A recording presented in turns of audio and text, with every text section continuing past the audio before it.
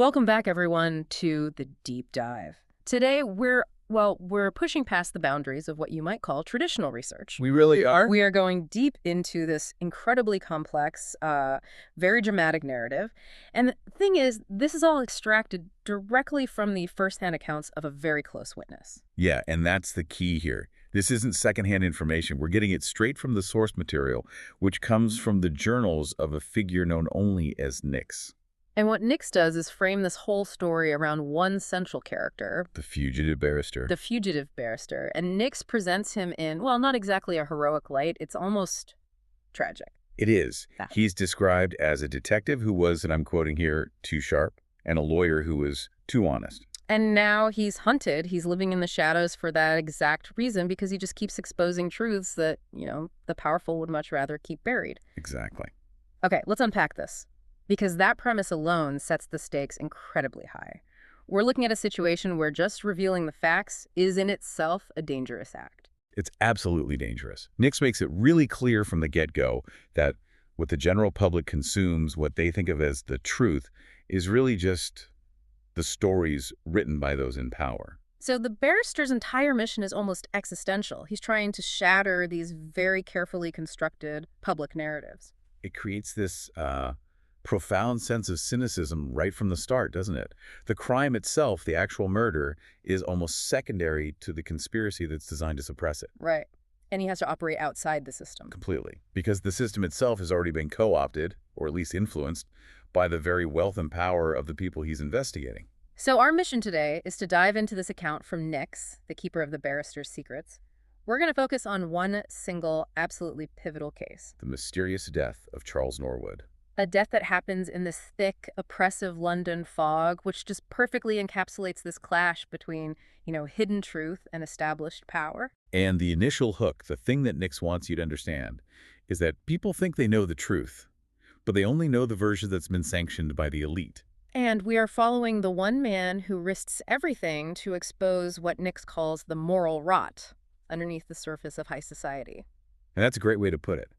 The challenge for the barrister isn't just proving a crime happened. It's about dismantling the entire fortress of reputation that the Norwood family has built around themselves. That's such a crucial distinction. It's not just a cover-up. We're dealing with suppression as a political act, not just some desperate family trying to hide a secret. It's a calculated strategy. Okay, so let's get into it. Part 1, the suppressed crime and the desperate client. The scene Nix sets for the client's arrival is it's so atmospheric. You can feel the chill. The barrister is operating in secret, and desperation, well, it has a way of finding him. And it finds him in the form of a young woman named Natalie Norwood. She approaches him on this cold, foggy afternoon in London. The description in the source material is very specific. She's barely 25, looks completely exhausted, and has dark circles under her eyes, tangled hair, and trembling fingers. This physical description is really important, isn't it? It's not just that she's sad. No, not at all. It establishes the trauma she is actively enduring. This isn't just an aggrieved daughter coming to terms with a loss. This is someone who has been fighting her own incredibly powerful family for days, trying to puncture this consensus lie they've all agreed upon. Her coming to the fugitive barrister is an act of desperation. It's a last resort. It proves she knows the official channels are already compromised. Yeah. She can't go to the police because she knows her family's influence will just neutralize them. And the power of that official lie is based entirely on who her father was, Charles Norwood. A very big name. Owner of 3 famous high-profile gold emporiums right in central London. A pillar of the business community. He died just a week before Natalie seeks out the barrister. And the entire family, the whole Norwood network, they insisted on one and only one narrative. A natural death, heart failure. Something quiet, sad, but ultimately unremarkable. But they pushed that lie with, as the source says, remarkable force and speed. Oh, absolutely. In high society, you have to understand, sudden deaths are always scrutinized. There are always whispers. But the Norwood machine, it just went into overdrive to ensure this one was handled with this clinical, immediate silence. It's an exercise in damage control. It's asset and reputation protection masquerading as dignified grief. They agreed on the story, and as Nix notes, it was a louder lie. It wasn't just a quiet denial. It was a public, aggressive assertion of normalcy. It's designed to shut down any and all inquiry before it can even begin. But Natalie, she just can't live with this. She can't abide by it. And she gives the barrister this chilling counter-narrative that just blows the whole serene passing idea out of the water. Yeah, she lays out the specifics of why she is so convinced it was murder. And what were those details? What made her so certain? It wasn't a sudden event. The specifics suggest a protracted campaign of terror. Natalie tells the barrister that for an entire year, a full year, her father had been getting these terrifying, targeted threat letters. A year. And the wording was explicit. Brutally explicit. Things like, "Give us our share, or we will finish you." Wow. I mean, that sounds like a disgruntled business partner, huh? A rival, maybe? And that's exactly how Charles saw it. As a powerful entrepreneur, he categorized it that way. He just dismissed them as empty threads from business rivals. The powerful often only see threats through the lens of their profession, you know? Right, it's a blind spot. He couldn't imagine a threat that wasn't about money or his emporium. Exactly. But the truth of his death, the one Natalie witnessed, was deeply personal and violent. She describes hearing her father's scream, a real scream of agony. She found him convulsing on the floor. He died minutes later, before the ambulance could even arrive. That is not a quiet, natural passing. Not even close. That is a violent, targeted reaction to something lethal. It's an assassination. And that's where the family's actions, for me, they cross the line. They go from just, managing grief to what sounds like a criminal conspiracy. It is. The source details the crucial cover-up steps they took immediately. Which were? No autopsy, no police report. Just a very quiet, very quick funeral, and the constant loud insistence on the lie. Refusing an autopsy on the sudden death of a prominent, healthy man, I mean, that's not just suspicious. That's the most damning piece of evidence right there. It screams intent to obstruct justice. It does. It screams of a powerful party making absolutely sure that the physical truth, the forensic evidence of what really happened, is never, ever documented. Yeah. They prioritize their image, their standing, the pristine Norwood name, over any legal investigation into a man's death. It's what Nix calls social immunity, the kind of immunity that wealth provides, allowing them to literally dictate the terms of reality. Yeah, they get to write the story. But wasn't that an enormous legal risk for them to take? I mean, even with all their wealth, ignoring mandatory reporting for a sudden death like that seems incredibly reckless. It's a calculated risk. And that's what makes the lie so powerful. They're relying on the inertia of the system.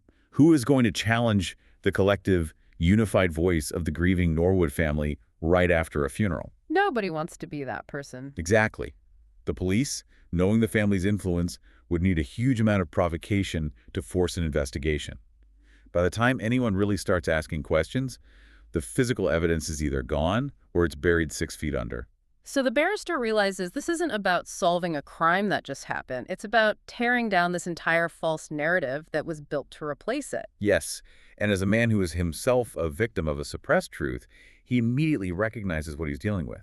This is systemic corruption, and his response has to be immediate. It has to bypass all the legal channels the family is using to slow things down. Nix notes a real shift in his demeanor at this point. A definite shift. He rises, and the description is his long coat brushing the cold air like a shadow waking. He moves from just listening to action. And his instruction is simple. Tonight, we go to your house. He knows the only way to break the lie is to examine the space they've tried to sanitize. He believes the truth is still physically present, hiding in the details of the Norwood estate. He's about to perform his own illegal, immediate forensic sweep. And that moves us right into the initial site investigation. The barrister is now operating purely on deduction, on observation. He's going to read the house like a book of secrets. But the environment itself is immediately hostile, starting with Natalie's mother, Marilyn Norwood. What's her reaction when they show up? It's a perfect illustration of the panic inside that house. The barrister arrives with Natalie. Marilyn opens the door, and the moment she hears the word detective, even though he's not officially police, he's just there to investigate. She panics. She hisses the word like it's poison and then slams the door shut.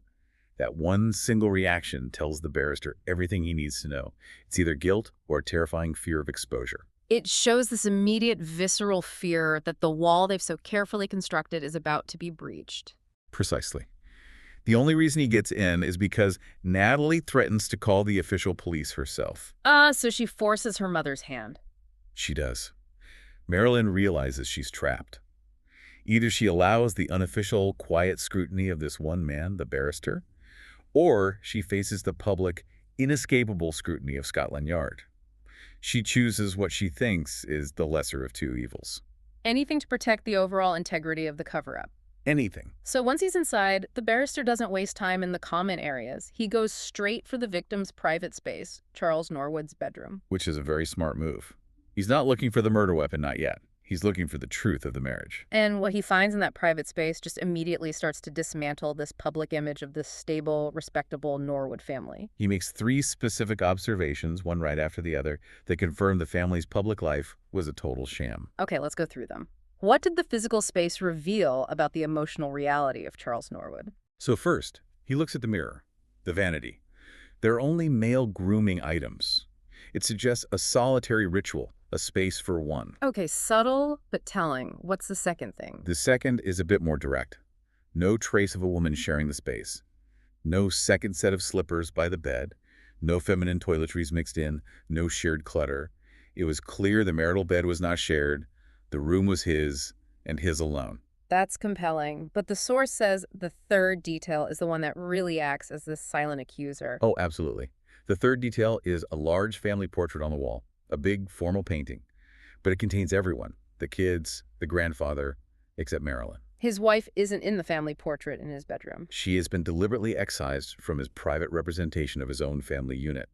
The physical space is screaming the truth that Charles had moved on, or at the very least, had emotionally and physically excluded his wife from his inner world.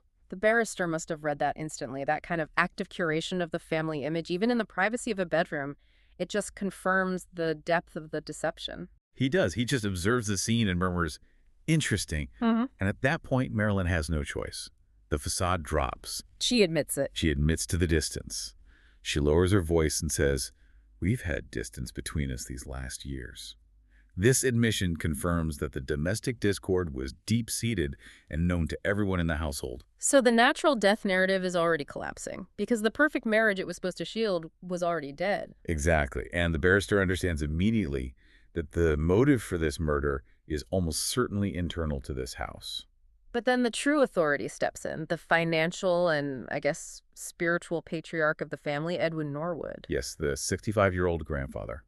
He comes in to assert his dominance, to remind everyone that this is a Norwood matter, and he believes it's beyond any legal jurisdiction. He's the embodiment of that fortress of reputation you mentioned. He is. He directly challenges the rule of law. He says, "I refuse the autopsy. The law will not step into this house." It's an incredible statement of arrogance. He genuinely believes the family's wealth and name grant them sovereignty. For him, the real crime isn't murder, it's scandal. Scandal is the only crime he recognizes. And then he reveals this huge piece of information, maybe without realizing its full weight. The primary source of the recent toxic tension in the house. Yes. Edwin says that Charles had been fighting every day and was desperate to divide the family property for months leading up to his death. That is huge. That completely redirects suspicion. It's not about outside business rivals anymore. This is about internal greed and inheritance. The atmosphere in that house was already a war zone, and it was amplified by the presence of the younger uncle, Arthur Norwood. And Nix presents Arthur as the obvious, perfect red herring. He's a perfect red herring. Why do you say that? What makes him so perfect for that role? Because he fits the archetype. Natalie reveals that Arthur is addicted to gambling and drugs. He makes the house a war zone. He has an obvious financial motive. He's unpredictable. He's morally compromised. If the police had been called in, Arthur would have been the immediate, easiest suspect. The family's black sheep. So they could have just sacrificed him to protect themselves. Easily. Or at least deflected all initial suspicion onto him to protect the more respectable principals, Edwin and Marilyn. The barrister has to recognize that they were probably leveraging Arthur's very obvious failings to make the idea of external enemies seem more plausible than corruption at the top. That's brilliant. You use the visible dysfunction, Arthur's addiction, to mask the core hidden dysfunction, which is the marital rot and this inheritance war. It's a classic smokescreen. Create all this noise about financial chaos to hide the specific, powerful conflict that actually led to Charles's death. And this brings us to the physical mechanism of the death, the cake. Yes. Marilyn insists that everyone, including Charles, ate a cake that Natalie had baked that day.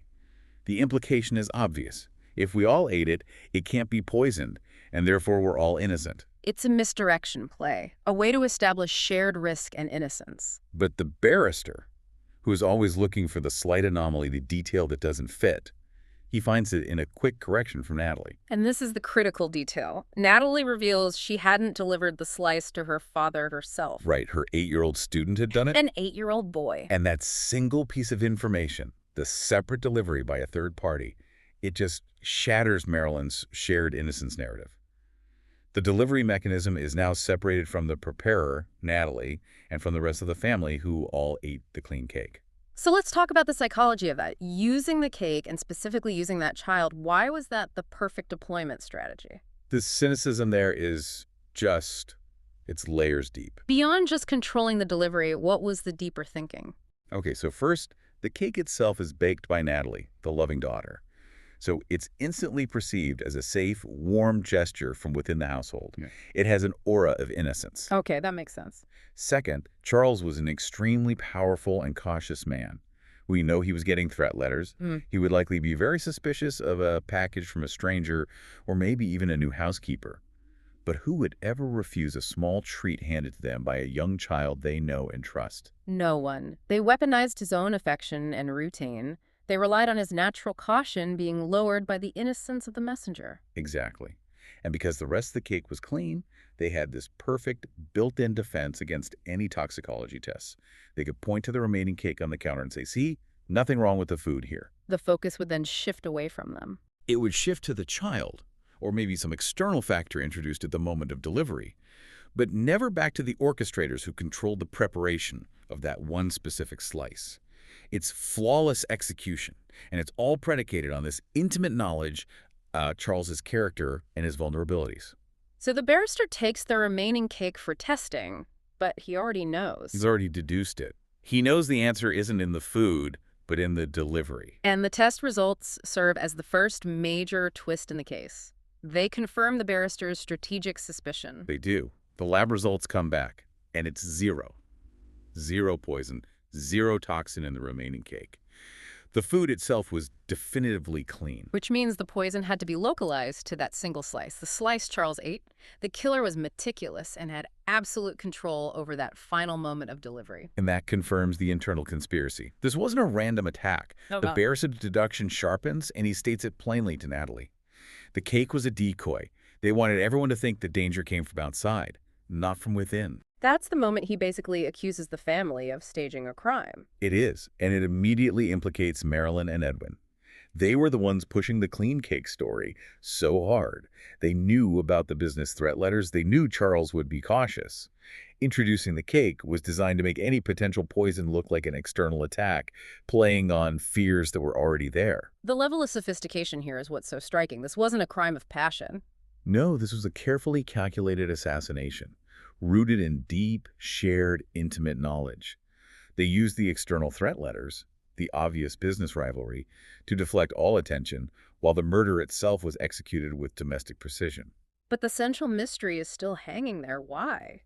Why was Charles so desperate to divide the family property?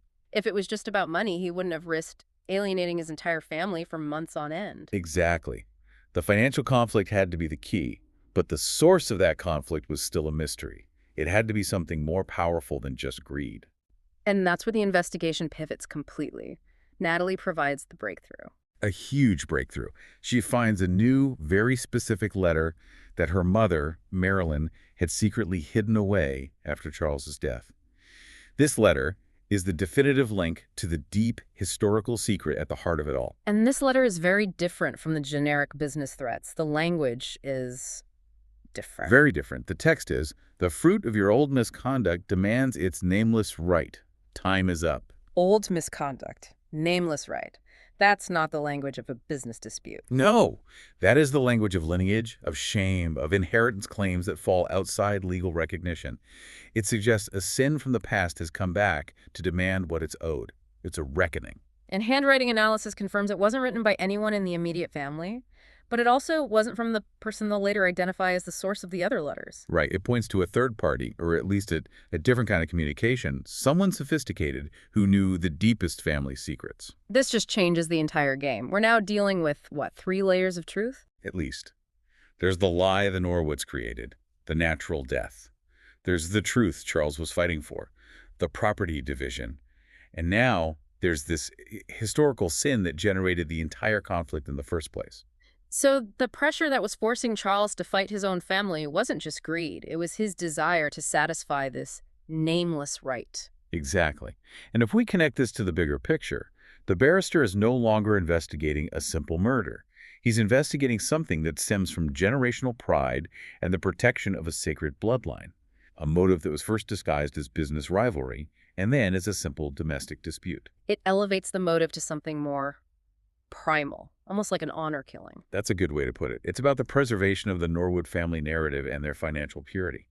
Charles was clearly trying to correct an old wrong, probably by giving a significant, legally recognized portion of the family wealth to whoever was claiming this nameless right. And Edwin, the patriarch, saw this as an intolerable threat to his legacy. A threat worthy of murder, at least in the elite circles that Nix describes. But still, wasn't it a massive overreaction? If Charles just wanted to give away some money, why would Edwin and Marilyn resort to such a meticulous, dangerous crime? Because for a family like the Norwoods, money and blood are inextricably linked. The Norwood wealth isn't just assets on a spreadsheet. It's a symbol of their legitimate, untainted lineage. It's their story. It's their entire story. So to force the division of that wealth, to legitimize an external, unauthorized claim, is an act of profound disgrace. It threatens their whole social standing. Edwin wouldn't just lose money. He would lose the narrative of his family's moral superiority. Yeah. In these high-status environments, that threat to reputation is often seen as worse than death itself. So the barrister, now armed with the knowledge that Charles was trying to pay off some kind of illegitimate claim, he knows exactly what he needs to look for. He does. He needs to find the person who holds the nameless right. The intensity really ramps up here, because the barrister knows he's getting dangerously close to the heart of the secret. He is. And the source mentions this profound feeling of being stalked for days. He's moving through these mist-choked London streets, and he knows the Norwood network is watching him. They are powerful, and they are expensive. And the barrister is already a fugitive, so he has to be as cautious as he is sharp. He takes this decisive, almost dramatic action. He does. He waits until one evening when he feels the follower is close. He spins around a dark corner and just traps them. And the person he traps is not some hired muscle, not an enforcer. No, it's a woman named Roxanne Miller. And the moment she's confronted, you have to imagine the pressure, the chase, the intensity of the barrister. Her resolve just breaks. She agrees to confess everything. And this is where the entire shocking history of the Norwood facade is finally revealed. This is the core truth that explains every single contradiction the barrister has observed up to this point. So what did Roxanne share? Roxanne confirmed that Charles Norwood had been having a deep, physical, long-lasting affair with her. It went back years during a time when her own husband was abroad. And the crucial part. The crucial part is that the 8-year-old student, the boy who delivered the poisoned cake slice, was Charles's biological son. Wow, that is the nuclear reveal. It is. The key to the property dispute, the marital estrangement, the threat letters, it's all about this hidden bloodline. The complexity of the situation just explodes. The victim's love child was physically present in his own home, being taught by his legitimate daughter, Natalie. And this reveals the true depth of the family conspiracy. Edwin and Marilyn, the grandparents, they knew. They knew the truth all along. Which explains everything. The portrait excluding Marilyn, Charles's solitary bedroom. They were enduring this profound betrayal and the knowledge of this child just to protect the family reputation. They were hoping the problem would stay manageable, stay silent. And now every single piece of evidence we've discussed just realigns perfectly around this hidden conflict of love and bloodline. Let's retrace the clues with this new information. Okay, first, the marital distance in the portrait. That's now perfectly explained. Marilyn was forced into this complicit silence, but the domestic environment, as the source notes, it rotted in suspicion. Can you imagine? She was forced to live in a lie, watching the living proof of her husband's love for another woman's son literally walk into her home every week. And second, the visits. The reason the child was there so often. It was Charles. Desperate to keep his son close, he engineered the whole arrangement for the boy to become Natalie's student. It was his fragile, silent attempt to integrate the son he loved into his life without publicly shattering the Norwood illusion. And Marilyn noticed. Of course she noticed. She knew the child wasn't just a student. He was the focal point of her husband's infidelity. And that justifies her silent rage. her willingness to participate in a murder plot. It was her attempt to finally eradicate the living symbol of her humiliation. Third, the threat letters. Roxanne Miller confirms she wrote the original ones, the ones Charles dismissed as business rivalry. She wrote them to pressure Charles into financially acknowledging their son. She used the language of his own world finance and threats to disguise a deeply personal claim. It's sophisticated manipulation. It was designed to avoid revealing the truth prematurely while still achieving the financial goal for her son. And fourth, the property dispute. This is the ultimate motive. Yes, Charles wanted to divide the wealth to give a legitimate share to his son, and Edwin, the patriarch, refused. Absolutely. Edwin's refusal was rooted in that concept of generational wealth purity. Exactly. He would not allow an illegitimate child, the fruit of what he saw as a transgression, to touch the Norwood wealth. This was less about the specific amount of money and more about the sanctity of the bloodline story. So Charles was killed because he chose love and paternal duty over his family's manufactured pride. That's the long and short of it. Okay, but here's where it gets really interesting for me. Roxanne's confession resolves all these questions, but it introduces a new one. Who wrote that second, more sophisticated letter? The one about the nameless right. If it wasn't Roxanne and it wasn't the immediate family, who was it? And that's the brilliance of this layered mystery. It seems most likely that the second letter, the one Marilyn hid, was probably written by Charles himself, or maybe by his lawyer on his instruction. He wrote a threat letter to his own family. Not as a threat, but as a justification. A formal declaration of his intent to satisfy the nameless right. It was him putting it in writing, making it official within the family, which is what ultimately triggered Edwin's final lethal response. It was Charles declaring war on his own father's code of honor. The moment Charles tried to formalize his illegitimate son's claim on the Norwood wealth, he signed his own death warrant. He did. The entire case just pivots on this clash between lineage, pride, and a hidden forbidden love. The barrister now has the complete truth. This was an honor killing, orchestrated by the ruling members of a family to preserve their wealth and cover up a decades-long infidelity.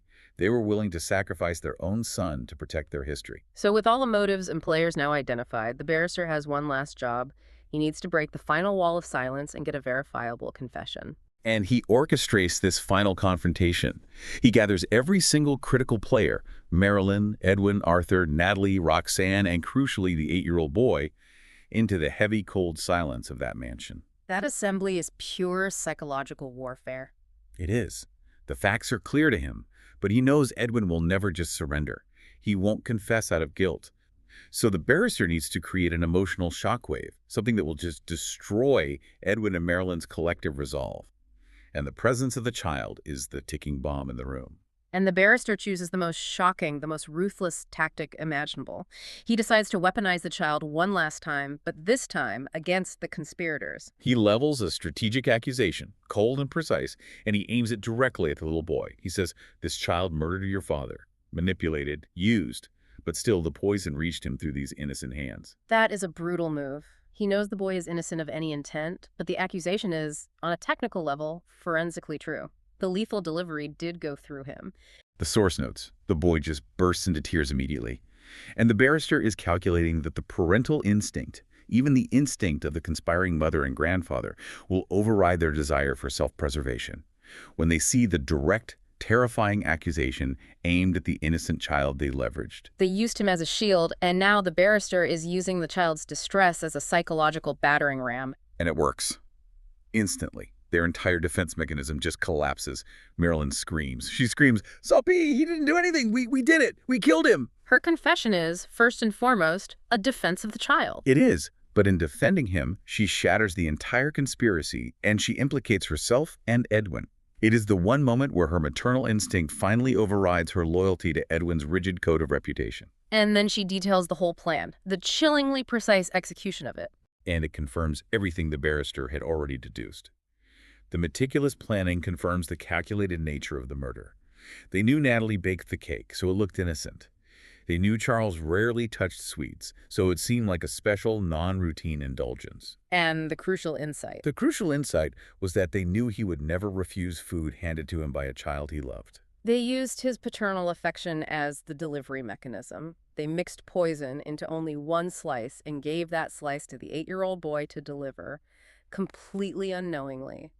The level of cynicism is it's staggering. It's highly controlled, highly localized poisoning. It makes it nearly impossible to trace, and it relies entirely on the emotional vulnerability of the victim. This wasn't a crime of opportunity. It was a crime of intimate knowledge and cold precision, orchestrated by the people who knew the victim's habits better than anyone else. But even after Marilyn confesses, Edwin, the patriarch, he attempts one final desperate act to control the narrative. He does. He tries to take the fall entirely.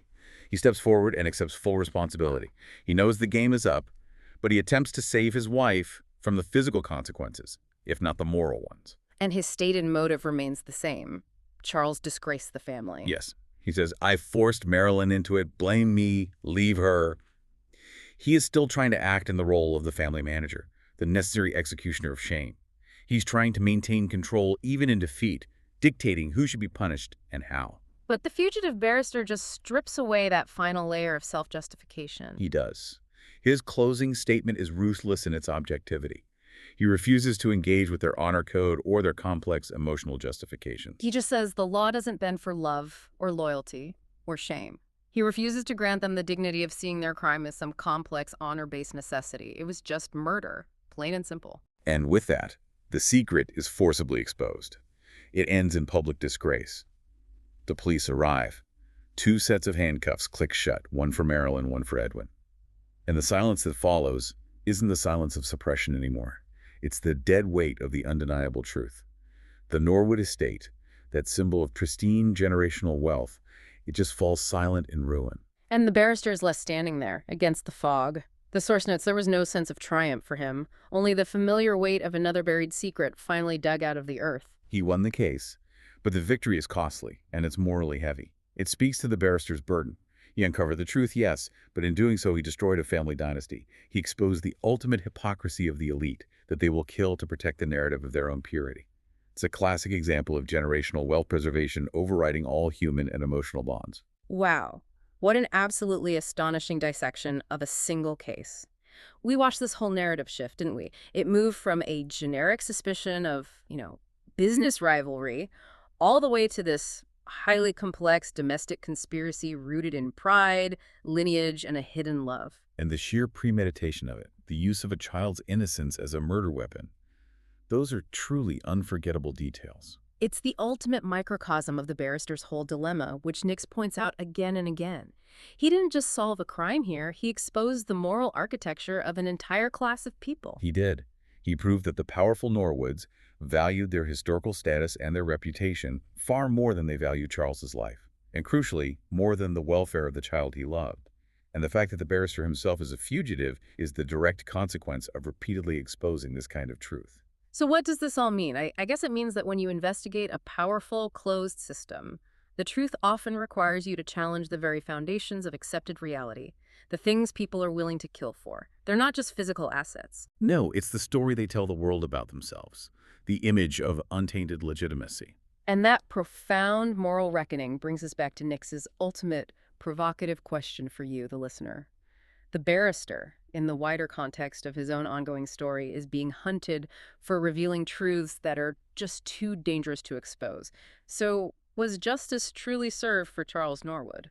Or was the barrister, by destroying the Norwood family and forcing this monumental public shame, just acting as an instrument of destruction? Is the moral fallout from that kind of exposure something that outweighs the legal satisfaction? The law was satisfied, yes, but the cost was the total destruction of a family unit and the public exposure of all that rot.